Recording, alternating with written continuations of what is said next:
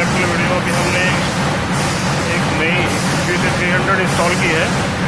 यह एक new plot है, देखिए नया प्लाट है, इसमें हम लोग इंस्टॉल कर रहे हैं।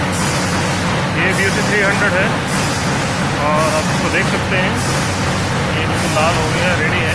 अभी ये चालू है और इस भट्टी को 2 मशीनों के ऊपर लगाया गया है। ये ऑटो मोल्डिंग की मशीनें हैं दोनों ही।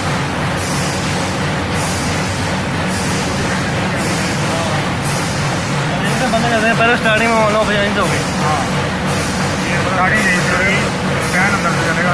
हाँ, इस तरह कंट्रोल होता है।